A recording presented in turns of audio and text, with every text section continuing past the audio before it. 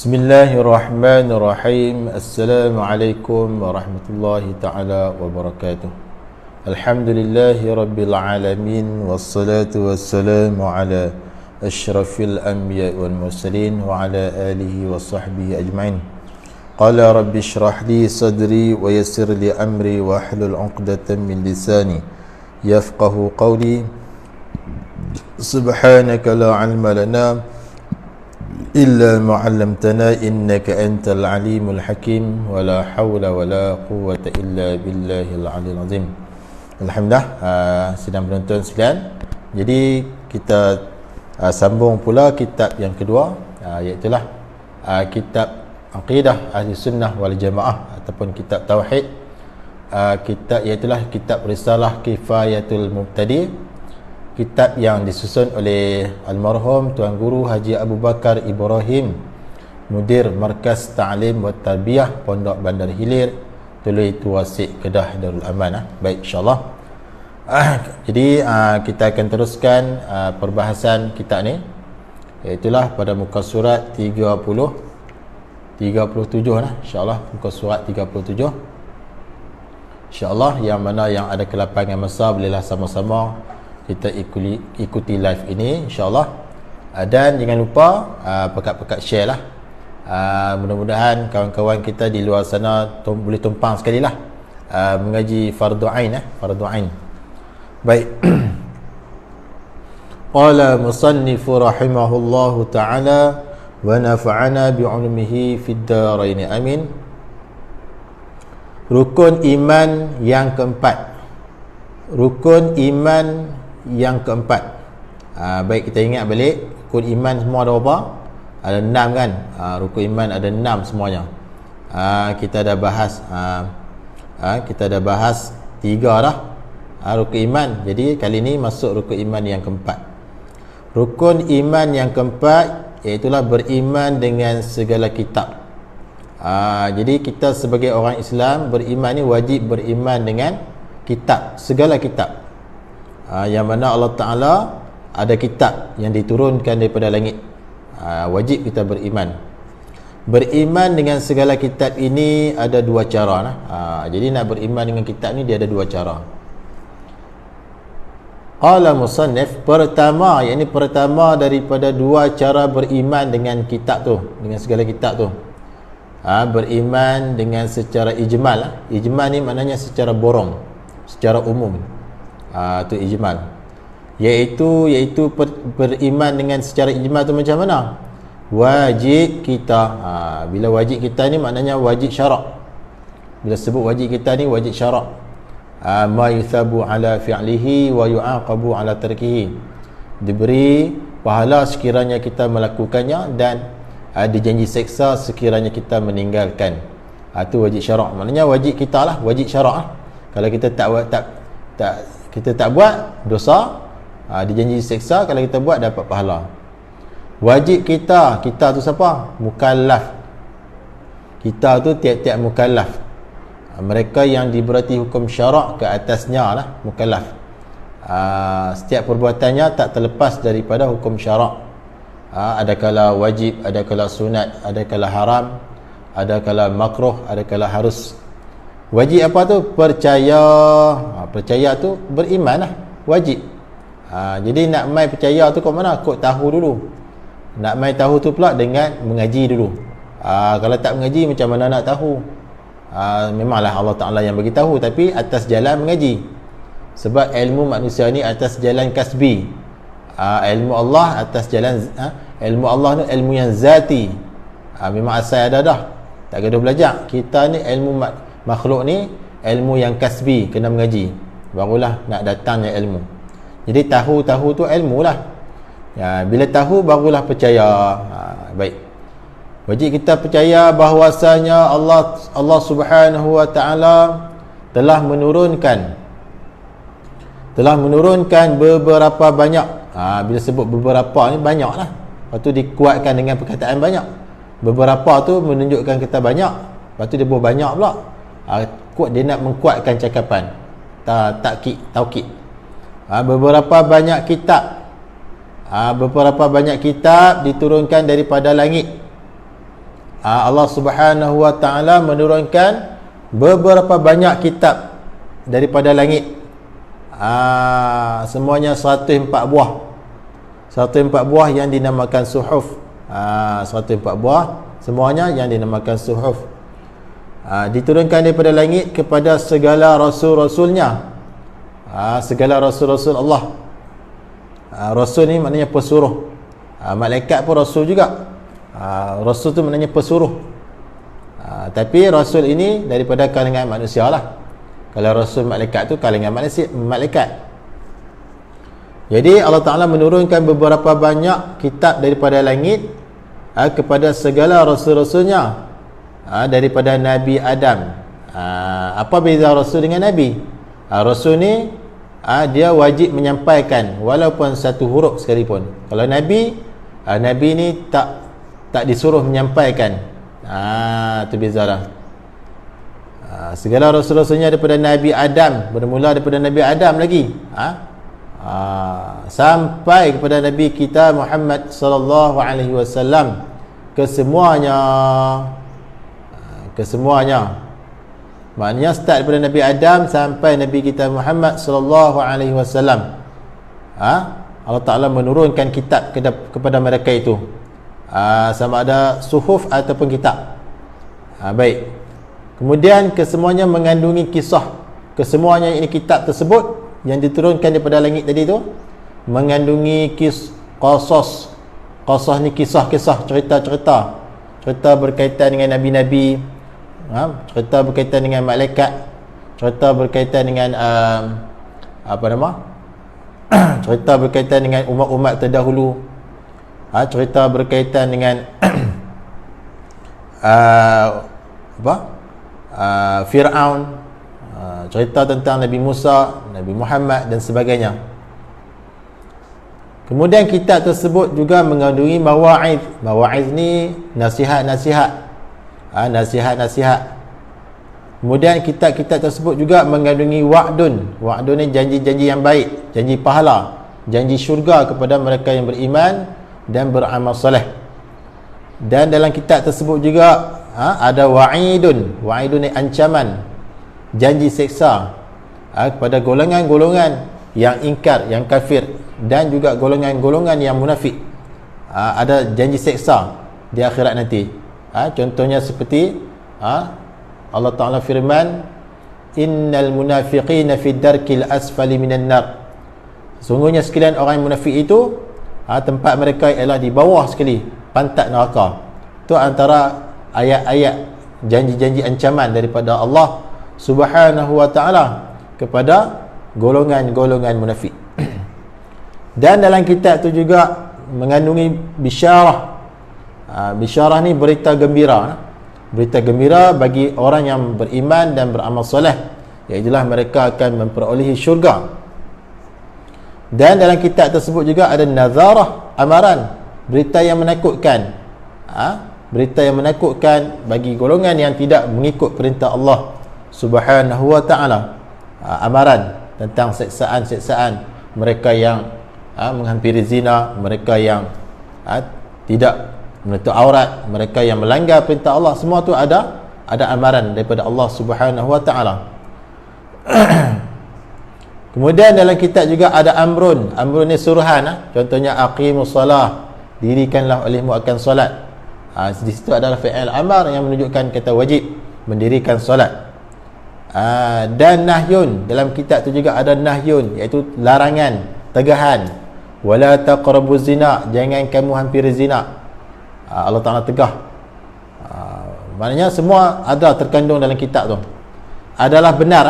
Semua tadi tu adalah benar. Segala kisah-kisah, segala nasihat, segala janji baik, pahala, janji ancaman, berita gembira, amaran, segala suruhan, segala tegahan adalah benar.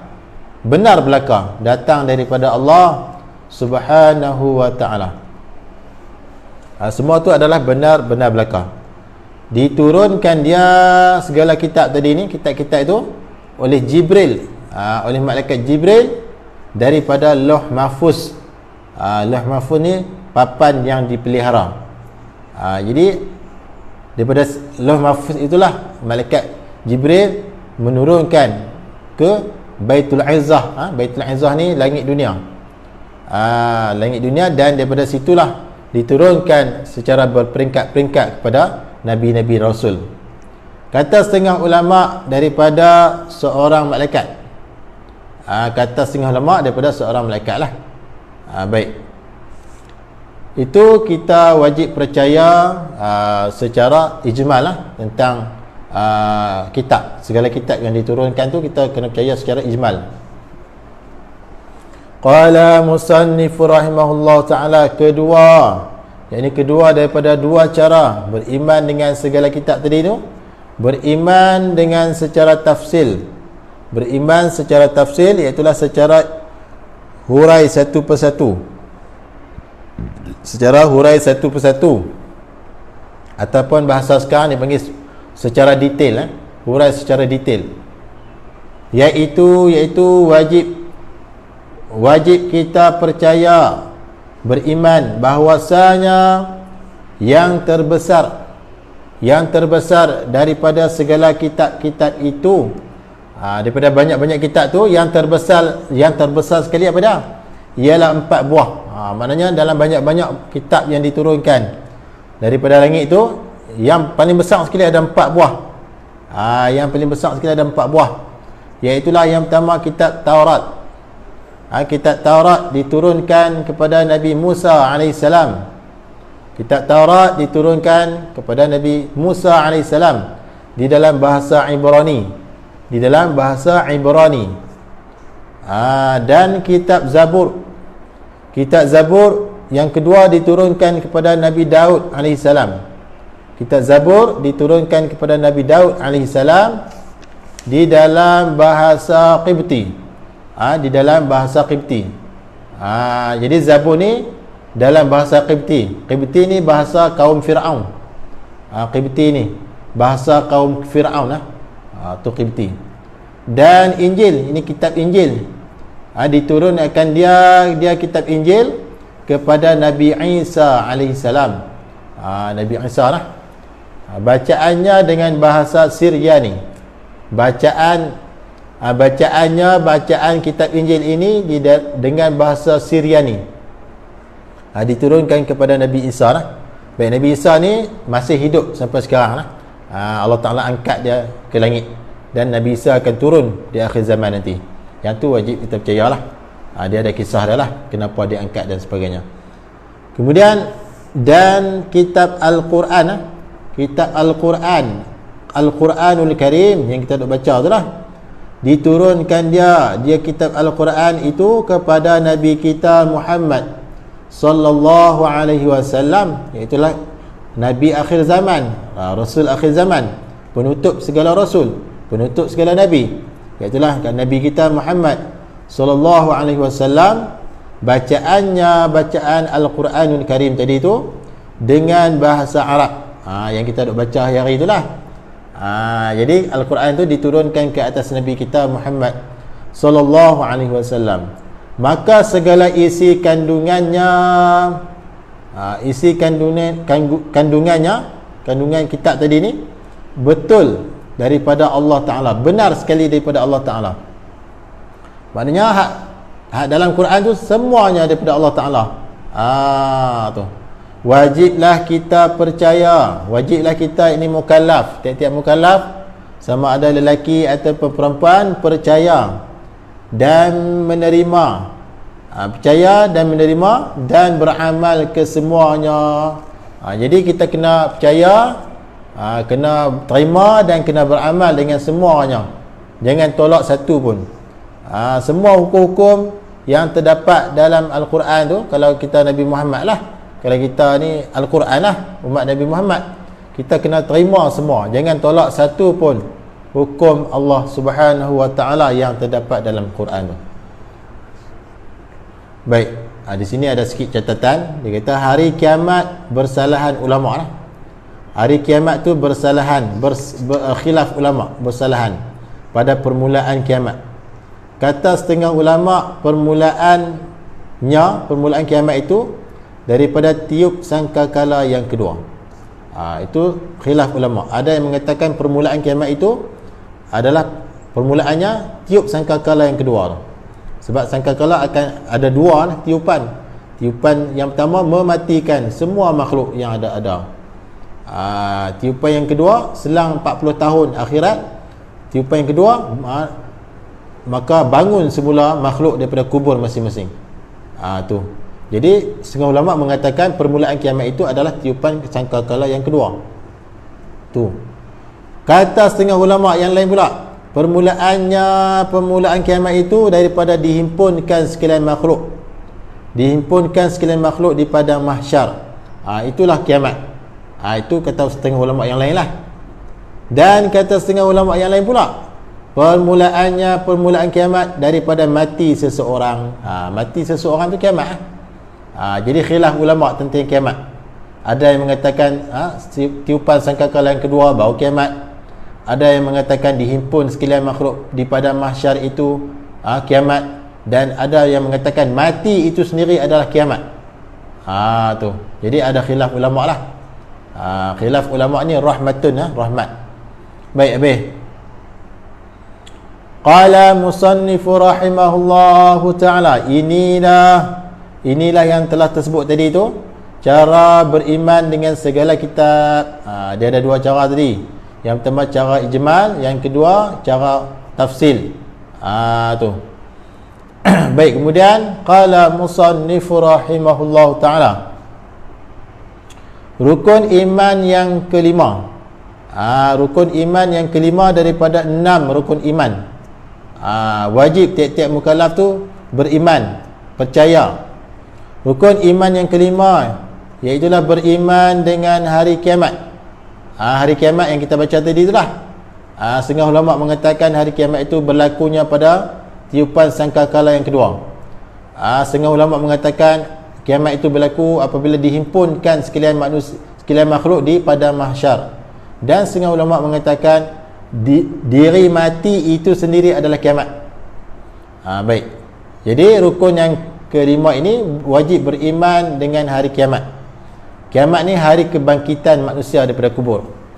Qama yaqumu qiyamah. Masdar daripada kata qama. Iaitulah beriman dengan hari kiamat ada dua cara.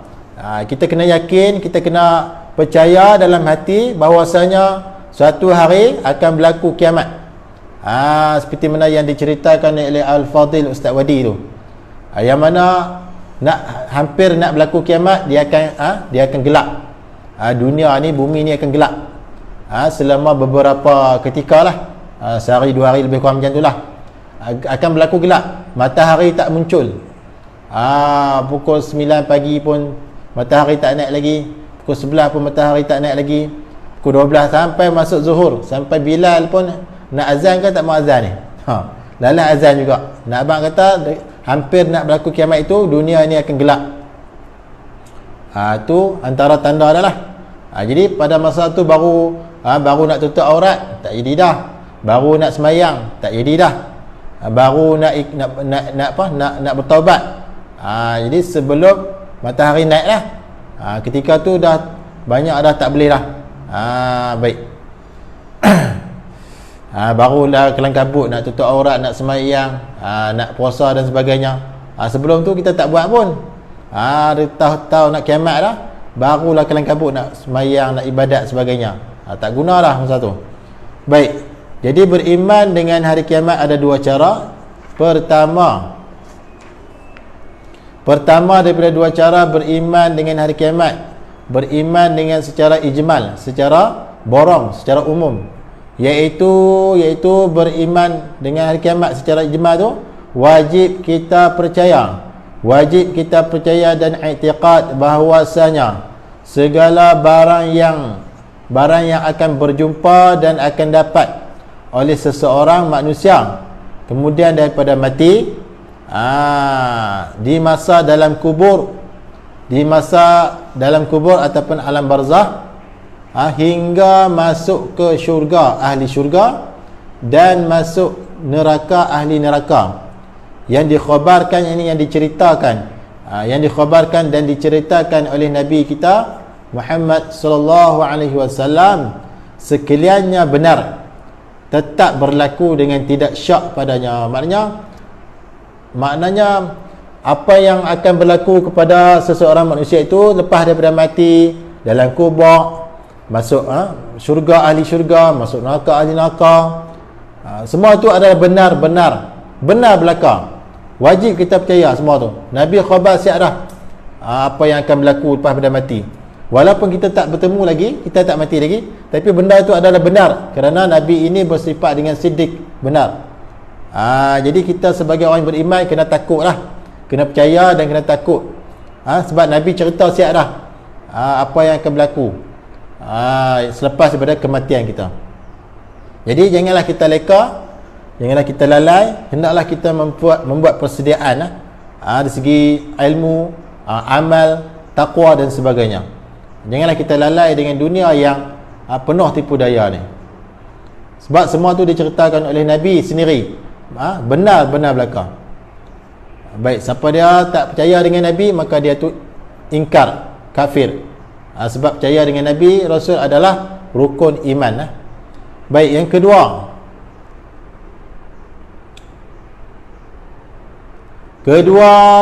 daripada dua cara beriman dengan hari kiamat tu, beriman dengan secara tafsil, beriman secara tafsil, secara detail, iaitu wajib kita ketahui, kita ni mukallaf, wajib kita ketahui dan percaya bahwasanya permulaan barang yang dijumpai dan didapat oleh seseorang, ini seseorang yang mati di masa di dalam kubur, daripada nikmat atau azab.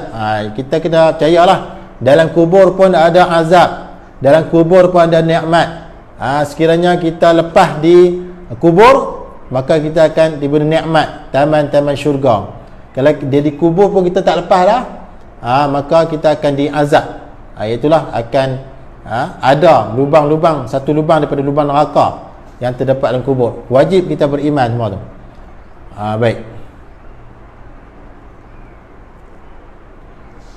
Baik, kita baca sikit tepi ni catatan. Dia kata setengah daripadanya orang yang mati syahid, orang yang mati di malam atau di hari Jumaat, atau orang yang sentiasa membaca qul huwallahu ahad di masa sakit matinya.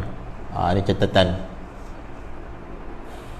Maka mendapatlah oleh orang yang mukmin. Orang yang mukmin ni dapat apa? Orang yang beriman ni mendapatlah oleh orang yang mukmin yang taat, yang taat, yang mengikut segala perintah Allah, sama ada taat zahir ataupun taat batin. Maka mendapatlah oleh orang yang mukmin yang taat itu, sama ada taat yang zahir atau batin, akan kesenangan. Kalau seseorang itu dia beriman dan dia mengerjakan amal yang soleh, dia taat kepada Allah zahir dan batin, maka dia akan mendapat kesenangan di dalam kubur. Itulah satu taman daripada syurga. Kesenangan, nikmat, dia dapat nikmat. Malaikat kata, tidurlah seperti mana tidur pengantin, malam pengantin, yang pengantin yang baru kahwin itulah. Tidurlah kamu seperti mana tidur malam pengantin. Maknanya dapat nikmat lah, dapat kesenangan. Dan diluaskan, kubur dia tu diluaskan dan diterangkan kuburnya. Kubur dia tu diterangkan. Sebab apa? Sebab dia orang yang beriman yang taat. Sebab tu Allah Ta'ala balas dengan kesenangan, balas dengan nikmat, balas dengan diluaskan kubur. Allah Ta'ala balas dengan diterangkan kubur. Sebab dia tu orang yang beriman yang taat kepada Allah. Dan mendapatlah oleh orang kafir. Orang kafir dapat apa ni dalam kubur? Dan mendapatlah oleh orang kafir dan mukmin yang derhaka. Mukmin pun ada yang derhaka. Bukan semua mukmin tu yang taat, yang derhaka pun ada juga. Derhaka ini antaranya mukmin yang derhaka ni macam mana? Antaranya putus silaturahim. Dia memutuskan silaturahim. Sebab tu Nabi kata la yadkhulul jannah al-qati'. Tidak masuk syurga lah oleh orang yang memutuskan silaturahim. Orang mukmin yang memutuskan silaturahim dikira mukmin yang derhaka. Orang kafir, depa ni dapat apa ni? Dalam kubur mereka akan mendapat azab, siksa. Dalam kubur mereka kena siksa. Orang kafir kena siksa, orang mukmin yang derhaka, yang asi kena siksa dalam kubur. Yang tak kena siksa ni orang mukmin yang taat sahaja, yang melakukan amal soleh ketika hidup di dunia, yang taat kepada Allah zahir dan batin. Mereka ni tak kena siksa. Orang yang kena siksa ni orang kafir dan orang munafik, orang yang mukmin yang derhaka akan disiksa dalam kubur. Gelap kubur mereka itu. Kubur itu gelap. Kubur mereka sangat gelap. Dan disempitkan kuburnya. Kubur orang kafir ni disempitkan, dihimpitkan. Kubur orang yang mukmin yang derhaka dihimpitkan. Kubur orang munafik dihimpitkan hingga berselisih tulang rusuknya. Tulang rusuk dia tu selisih sehingga bertemu di antara satu sama lain. Tulang rusuk tu nak abang kata azabnya Allah Ta'ala balas kepada mereka yang kafir, mereka yang munafik, mereka yang mukmin yang derhaka, yang melakukan maksiat kepada Allah Subhanahu wa Ta'ala. Qala musannifu rahimahullahu ta'ala, wajib kita ketahui dan percaya bahwasanya lagi akan ada soalan munkar dan nakir. Yang ni wajib kita percaya. Bila mati seseorang anak Adam itu, bila dikebumikan, maka apabila semua pakat tinggal kubur tersebut, dan maka malaikat munkar nakir akan datang untuk menyoal si mati tersebut. Wajib kita percaya ada malaikat, dua orang malaikat yang matanya biru, yang wajahnya gelap, dengan datang itu dengan ada tukul besi, ada tukul seorang satu, dan akan menyoal mayat tersebut. Yang mana sekiranya kalau boleh lepas, maka senanglah dia, nikmatlah dia. Kalau dia tak lepas soalan tersebut, maka akan dipukul oleh malaikat tersebut. Yang mana pemukul tersebut, kalau diletakkan di atas gunung pun akan hancur, apatah lagi pemukul tersebut akan memukul manusia tersebut. Baik. Khilaf, ada pendapat ulama mengatakan yang kena siksa itu roh ataupun jasad. Ada yang mengatakan roh sekali jasad kena dalam kubur tu. Baik, jadi kita takutlah kerana ada soal munkar dan nakir, yang mana suaranya begitu kuat.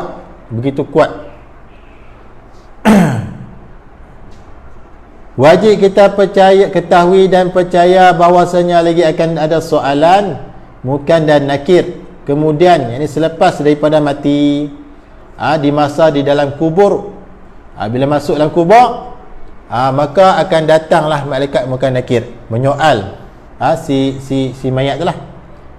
Melainkan beberapa orang yang dikecualikan. Ada juga golongan-golongan yang dikecualikan daripada soalan munkar dan nakir. Mereka yang tak kena soal lah.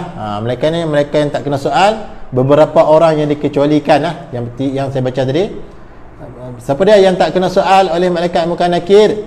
Setengah daripadanya yang tak kena soal tu orang yang mati syahid. Orang yang mati syahid ni malaikat munkar nakir tak tanya lah.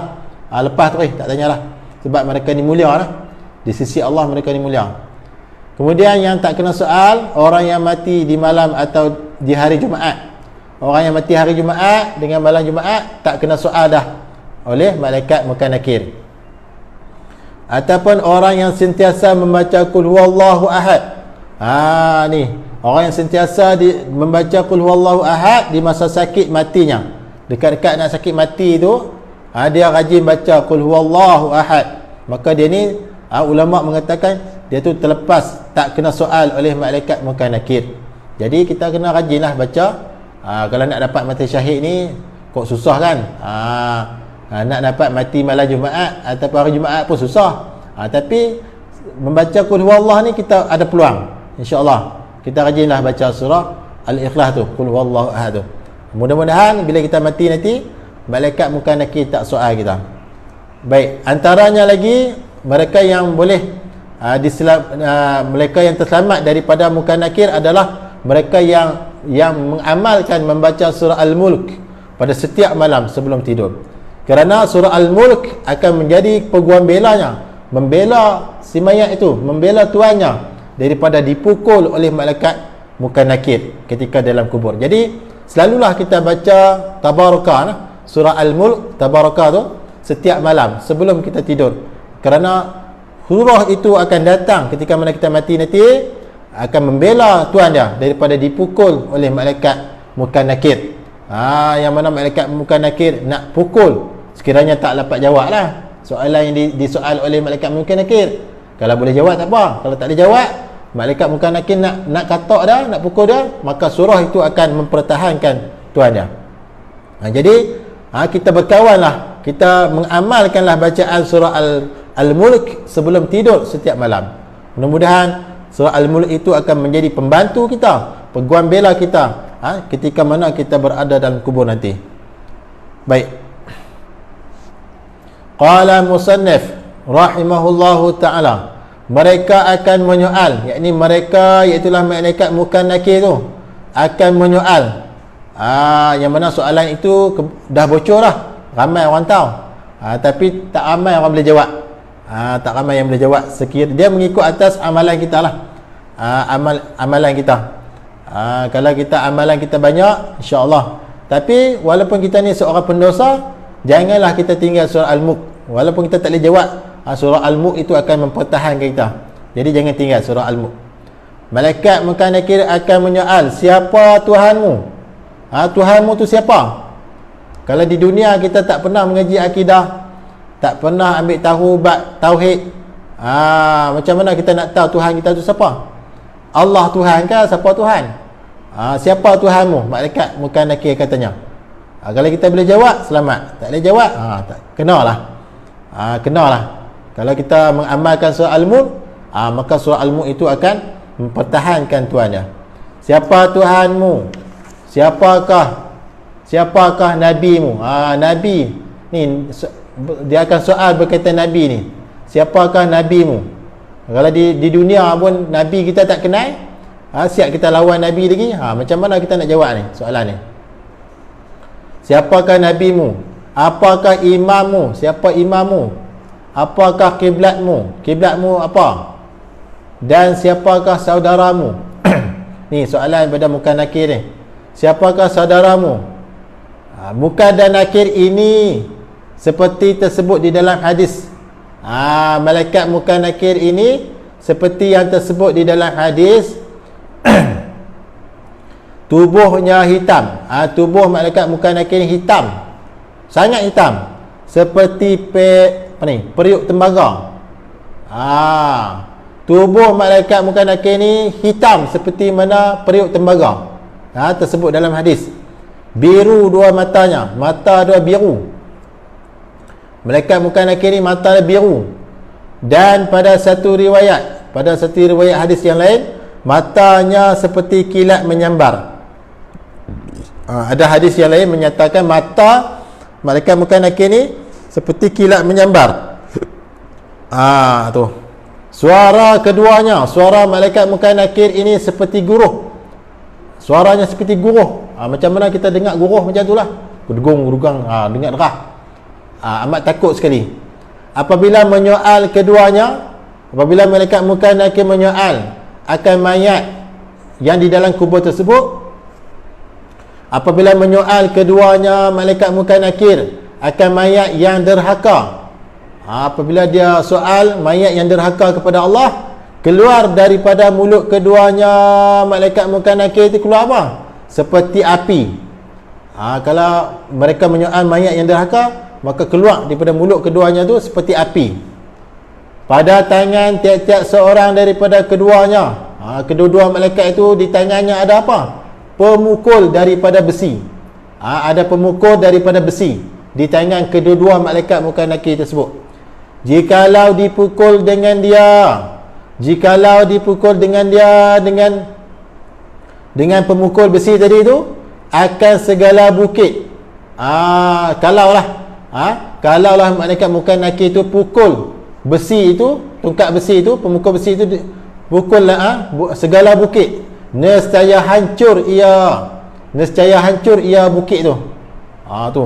Nah, abang kata dahsyat sungguh.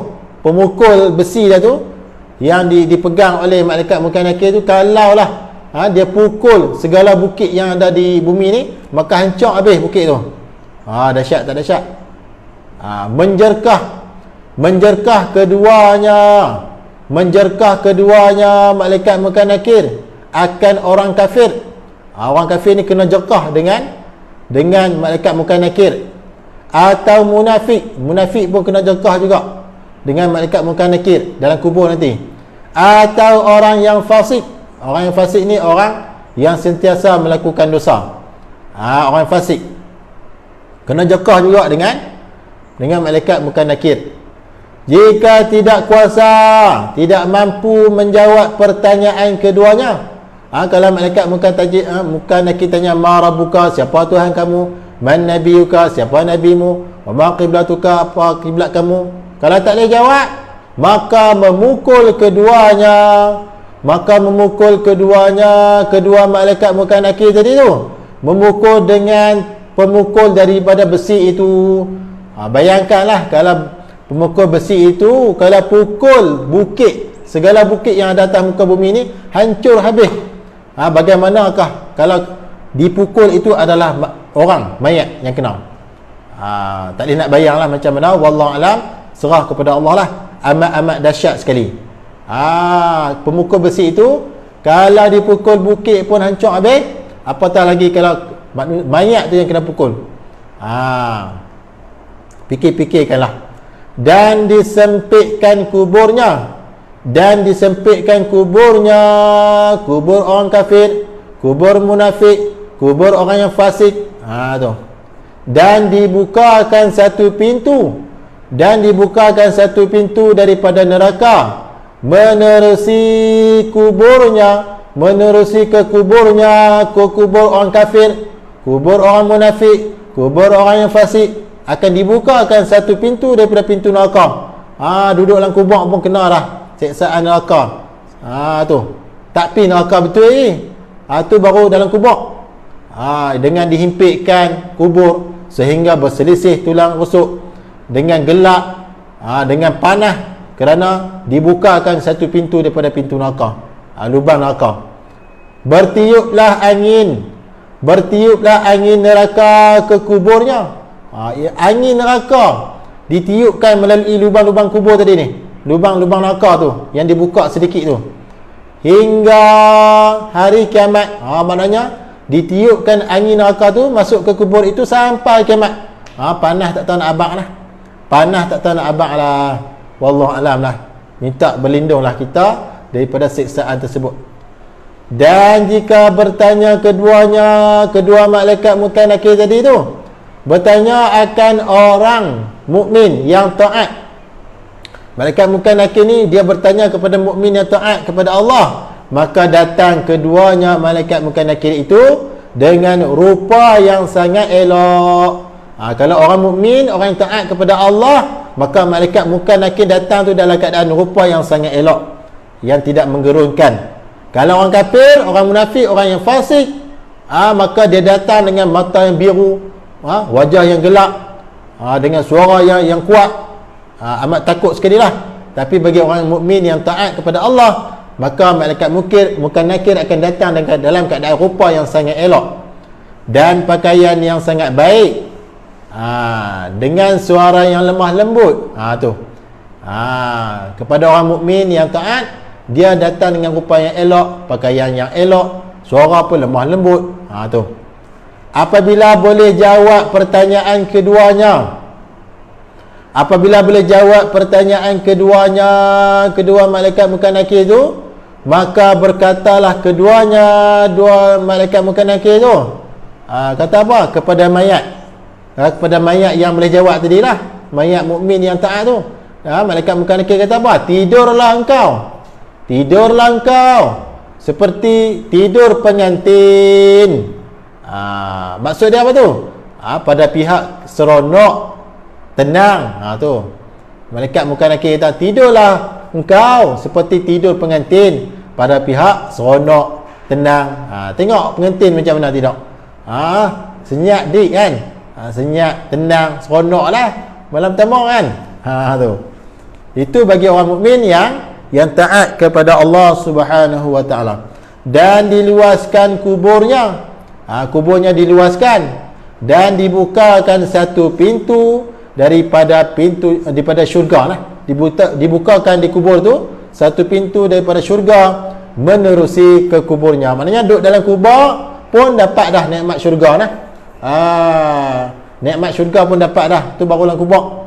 Allah Ta'ala buka sikit satu pintu, satu lubang daripada syurga lah. Bertiuplah angin syurga ke kuburnya, ke kubur orang yang beriman yang taat tadi tu, hingga hari kiamat. Macam mana yang kita faham ni? Maksudnya kalau orang tu kafir, orang tu munafik, orang tu yang fasik, maka dia akan diazab sehingga hari kiamat. Duduk dalam kubur pun kena azab dah. Sampai kiamat tu. Bukan sehari dua. Orang yang mukmin yang taat pula mendapat nikmat sejak daripada dalam kubur lagi, dapat nikmat sampai hari kiamat tu. Dah boleh rasa dah nikmat syurga tu. Walaupun rasa sedikit, tak rasa sepenuhnya lah. Baik, habis.